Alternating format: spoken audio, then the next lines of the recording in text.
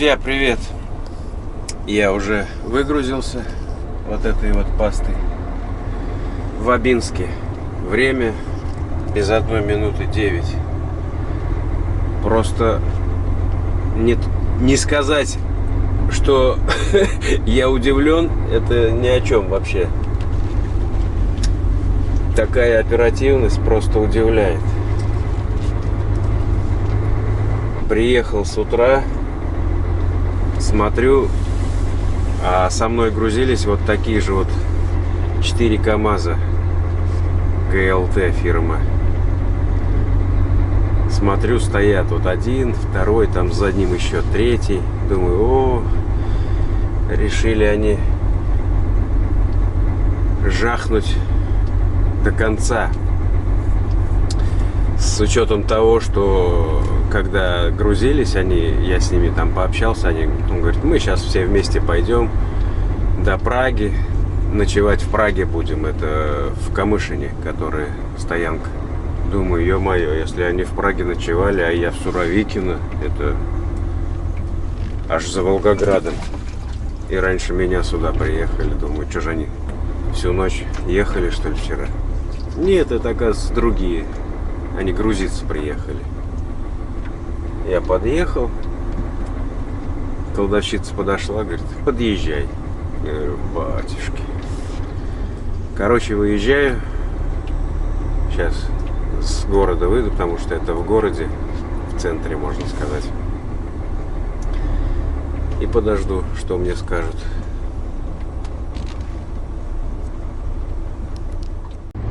Так, дождался я заявку. Бежим в город Семикаракорск. Есть такой город в Ростовской области.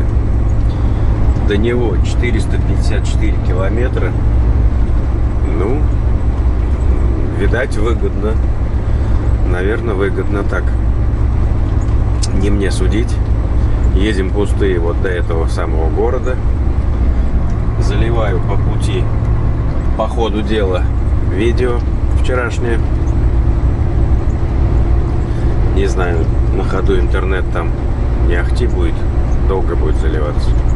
Но не факт. Пусть заливается.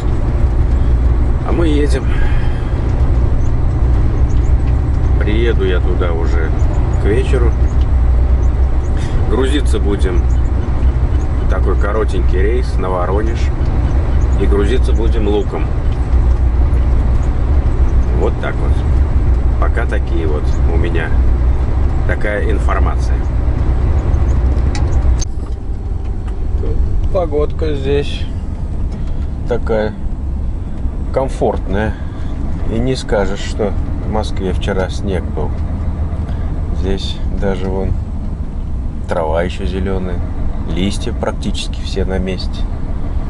У нас уже дома такой листопад идет там. Ай-яй. А здесь зелененькие листья. Так, чуть-чуть пожелтевшие. Вот что значит юг. Еще не такой, как, допустим, Сочи. Но тоже тепло еще. На улице 15 градусов. Солнышко.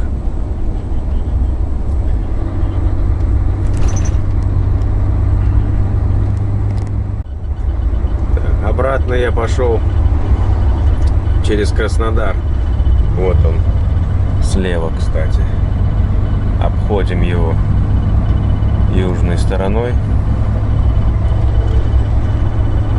Вчерашние затыка, так сказать, Тимошевская мне больше не прельщает. Поедем здесь.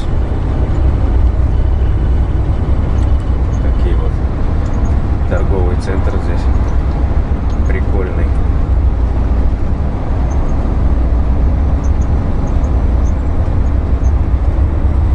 Ну это вот объездная краснодарская как раз. Кусочек Адыгеи сейчас захватили, прям малюсенький. И вышли на Краснодар. Вот и какая разница уже с природой, все желтое, серое, уже зелени вообще нету. В Краснодарском крае все еще зеленые, Ростовская область уже все. А расстояние прям не так уж и большое проехал. Так, осталось мне 15 километров до места. Не знаю, будут, нет меня сегодня грузить. Время без 25. Я звонил, когда Краснодар прошел. Сказали, световой день мы грузим. Я говорю, так мне что, будете ждать? Нет.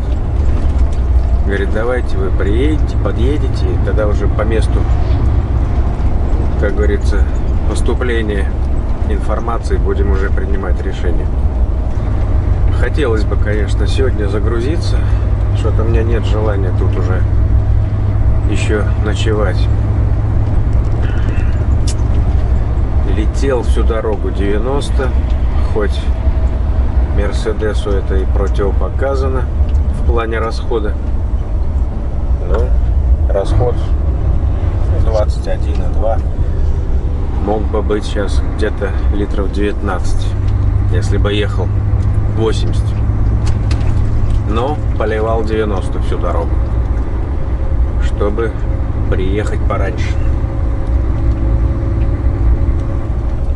Так, скоро мне сворачивать уже. Позвонил еще раз, проконтролировал, так сказать. Сказали, вот поворот, Большая Мартыновка. Поворачивайте. И через 2 километра справа наша база, говорит. О, как. Прямо 2 километра. Ну и навигатор, собственно, говорит 2 километра прямо. Только почему-то на... Маршрут перестроен. На новом маршруте есть платная дорога. Да ладно. 2 километра. И тут платная дорога. Вот это новость.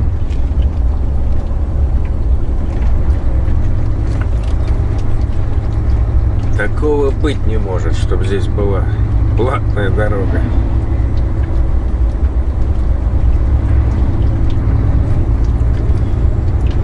Вон виднеются склады, похож. Туда мы и едем.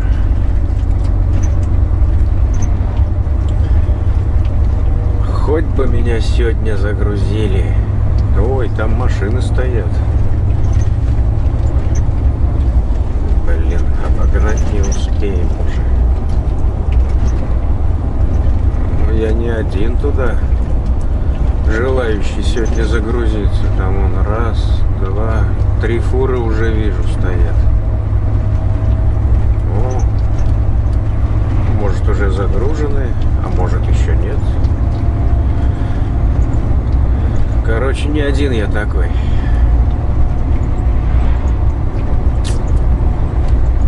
Сейчас будем узнавать. Усадьба Юзефова. О как. Даже навигатор ее видит. Эту усадьбу. Так. Сейчас припаркуемся и будем узнавать. Обрадовался. Прилетел. На весы заехал, завесился. Все, говорит, езжай. Открыл ворота. Тетенька подходит, говорит, сегодня вам не хватает лука. Вот перед вами машина приехала. Вот этот вот КамАЗик. Он, говорит, берет 30 тонн. Вам не хватает. Теперь только утром. 30 тонн вот этот вот КамАЗик забирает. Обалдеть. О, Господи. И не боятся возить по 30 тонн на КамАЗах. Да, загрузка, конечно, так себе. Вчера не стали грузить. Сегодня вот уже 11:30. Только подъехал кировец и начал грузить. Ходит там один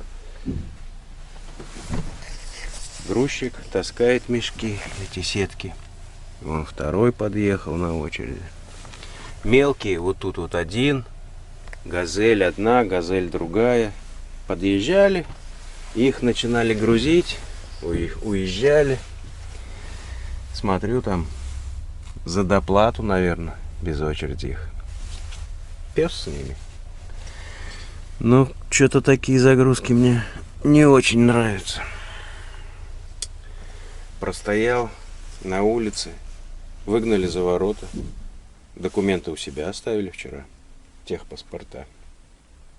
За ворота выезжайте. Утром мы вас первым начнем грузить. С утра прям сразу.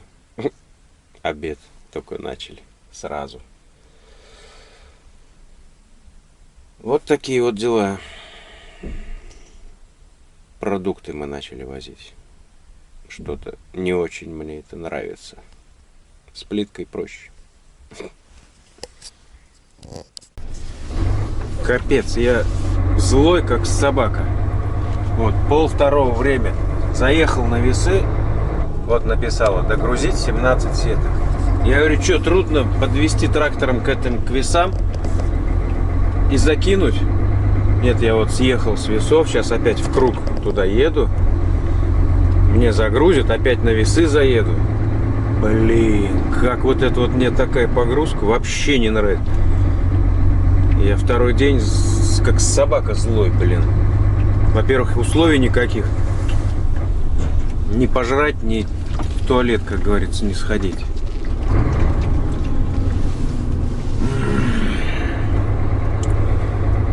Нафиг такие погрузки.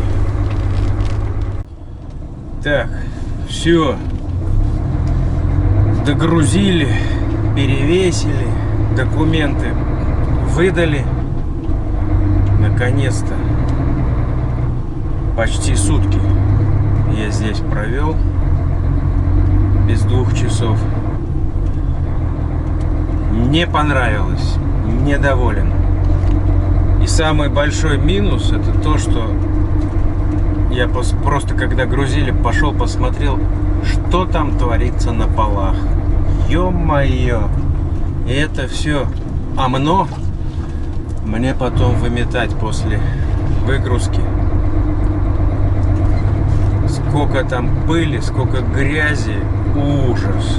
С этого лука это просто как с картошки, с лука одинаково. Дерьма в кузове просто лопатой выгребать. Как подумаю, аж вздрогну.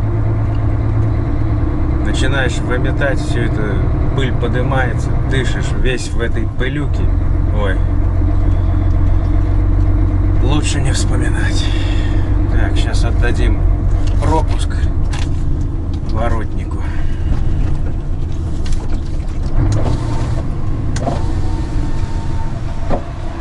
Талоны не забыл на весовой?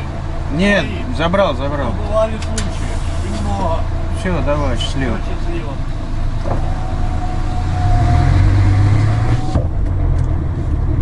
Техталоны забирают сразу. И как арестованные выгоняли сюда на улицу на ночь. Вот такая здесь парковка с одним туалетиком.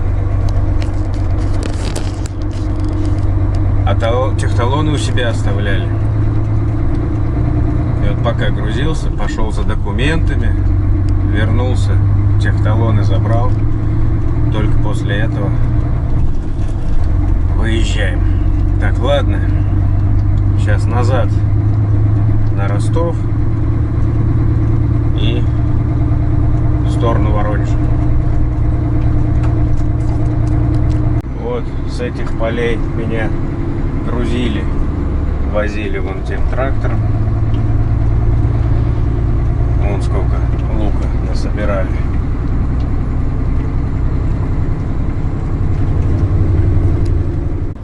Вот уже утро.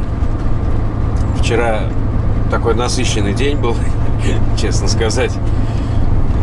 Поэтому не получилось ничего снимать. И встретил одного подписчика. Вернее, он меня встретил. С ним проехались очень далеко. Болтали, но он не захотел на камеру светиться. Ну, это его право. И поэтому вот как бы ничего не снимал. Доехал до транспарка, сходил по обеду. И еще один меня встретил подписчик. Тоже обедал, сидел. Подошел, поздоровался. С ним еще вышли, поболтали немножко. Магазины посмотрели, там походили, поглазели. И все, а потом уже темно стало. Я вот доехал. Сколько я? Километров 40 не доехал до места. Встал на стоянку. И вот уже подъезжаем. Осталось 20 километров. Выгрузка не совсем в Воронеже. Тут даже не доезжая в Воронеже. Вот. Возле села Колодезный. Или в этом же прям селе. Короче, ну не знаю, навигатор ведет. Я как-то и не заморачиваюсь. Вот с Платки съехал по такой вот немножко старенькой дорожке едем. Не быстро.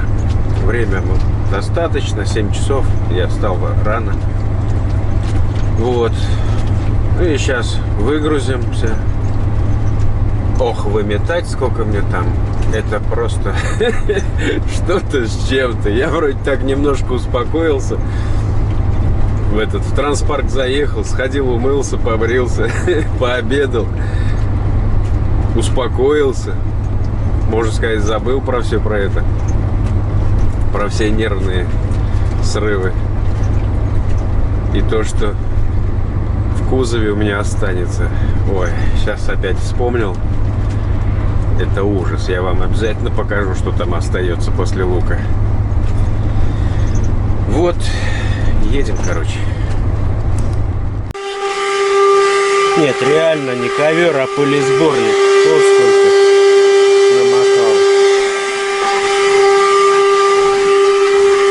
Хотя каждый день убираюсь. Вон сколько пыли. Ничего себе. И этим мы дышим потом, если не убирать. Вот такая здесь картина. Картина, как говорится, маслом.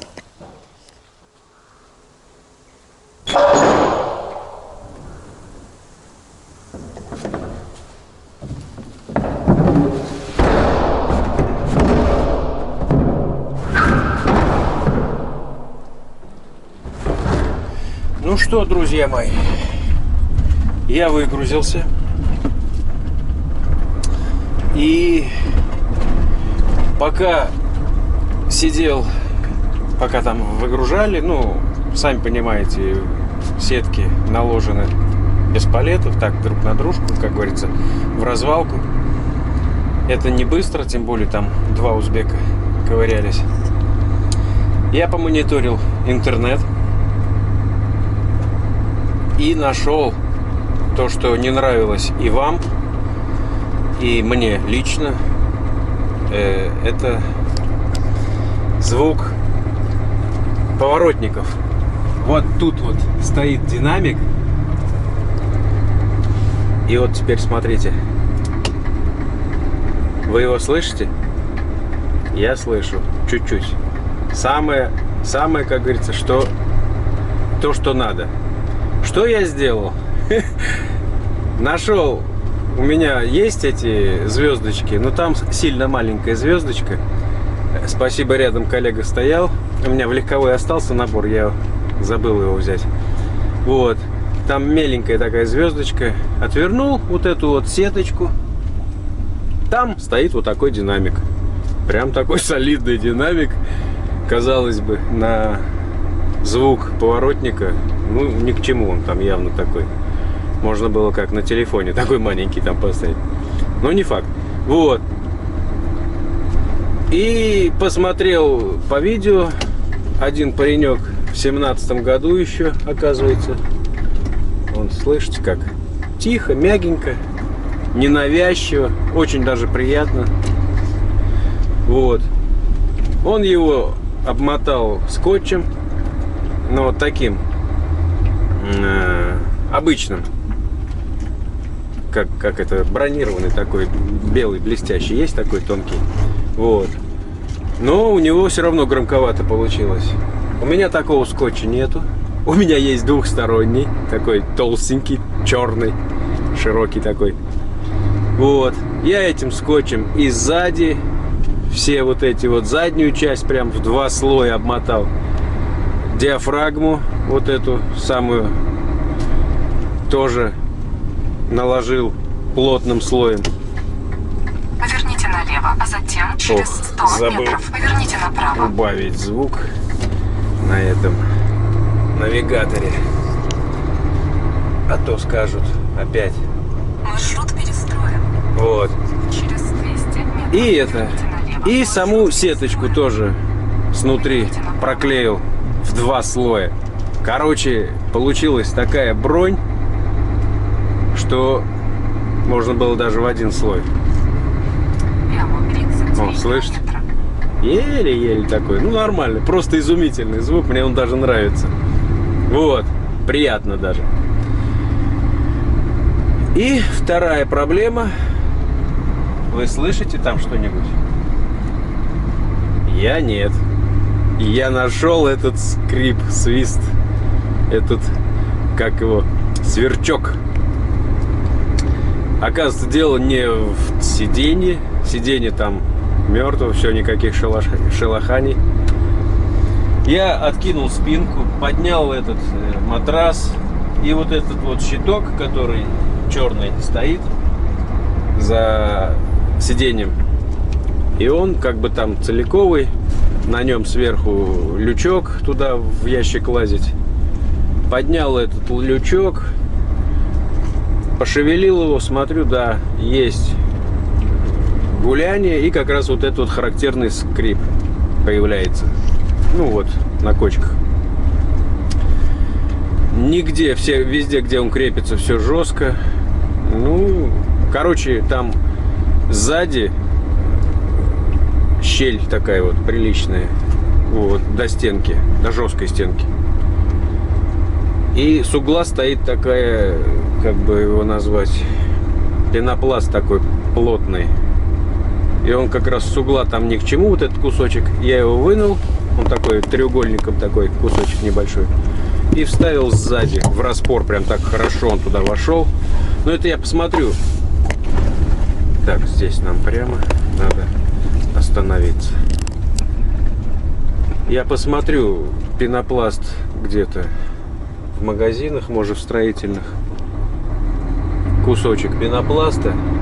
И этот тройной треугольничек вставлю на место, хотя он там роль вообще не играет никакой. А туда полосочку прям выпилю аккуратненькую и забью. Все. Вот он, вот это вот гуляние прекратилось. Он стоит, вот этот вот весь каркас мертво. Все. Ни скрипов, ничего. Холодильник. С холодильником я давно разобрался. Вот эта вот тряпочка решила все проблемы с холодильником. Не надо его никуда ни вниз переставлять, ничего. Она, как говорится, мозг мне не делает, эта тряпочка, полотенчик. А вот тот скрип, да, делал мне нервы. Сейчас тишина в кабине просто изумительная. Я просто... А на улице-то, на улице жара. Жара, ребята. Просто странное дело. Вчера я ночевал в Ростовской области. Я включал печку. Сегодня я вот ночевал недалеко здесь, в Воронежской области. Я ее даже утром не включал, чтобы встать, потому что, ну, тепло на улице. Так, едем на базу. там кое-какие делишки. И будем грузиться, наверное. Наверное, даже сегодня на Питер. Вот такие вот дела. Стоп. Переезд. Ну, думаю, видео получилось не сильно длинное, но позитивное такое. Мне понравилось. Я вообще люблю, у меня поднимается настроение, поднимается такое, хочется работать и что-то еще сделать. Когда что-то сделаешь, и это оказалось в итоге правильно, когда вот как я искал этот скрипт, не нашел, мне удовлетворения никакого это не принесло. А вот когда сделаешь что-то и сделаешь хорошо и правильно, такой, как бы это сказать, кайф просто и ощущаешь от этого неимоверный. Хочется еще что-то творить. А, кстати, поменял лампочку, пока ждал, когда позовут. Я с утра рано приехал, где-то 7:30. Ну, наверное, с час подождал. Вот. И утром поехал, смотрю, загорелась опять эта ошибка. Потухла туманка. Теперь левая. Менял позапрошлый, что ли, рейс. Или рейса 2 назад в Питере. Правая потухла туманка. Я поменял. Хотя знаю по опыту, по ивеке, что когда сгорает фарная лампочка, либо туманка, менять их надо парой. Это я еще по ивеке убедился. Ну, думал, ивека там, она такая сложная в этом плане машина по электрике. Думаю, ну, может, Мерс-то не страдает. Нет. Поменял вот одну, следом, вот считай, вторая. Надо было сразу 2 менять. Выкидывать эту, не жалеть на этом деньги. И вот сейчас опять поменял, думаю, может, надо было и ту сразу менять. Лампочки есть, в принципе-то у меня. Надо будет еще подкупить. Ну вот как-то так вот. Туманку поменял. Сейчас днем езжу на туманках. Все-таки она подешевле, чем фарная лампочка. Надо бы ходовые огни. Я видел, кстати, забыл камеру тогда включить. В транспарке стоял, когда обедал. Недалеко, там через пару машин от меня стоял белорус. У него немецкой сборки, тоже 18-го года. Этот, кстати, Мерседес 18-го года, оказывается, не 19-го. Ну, видать, его купили прошлогоднюю. Ну, год машине был, и его купили в прошлом году. А выпуск, смотрю, по ТС-ке, по СТС-ке, то есть 18-й год. Ну, неважно. Вот. И у него 18-го года, но сборка германская. И внизу под туманками на юбке под бампером такие вот уголочки там. У меня просто заглушки. У него в заглушке в этой стоят такие, как вот на МП-4 наподобие полоски, диодные огни. Эти ходовые огни диодные. Так классно смотрится. Я говорю, а я подумал сначала, это, ну, типа тюнинг такой. Я еще подошел, говорю, спрашиваю, где покупал такие? Он говорит, да, они были с завода. Я, опачки, классная вещь. Вот если бы такие найти, поставить, было бы вообще шикарно. Тогда не надо будет на фарах, на туманках ездить. Ну вот как-то так. Едем, короче.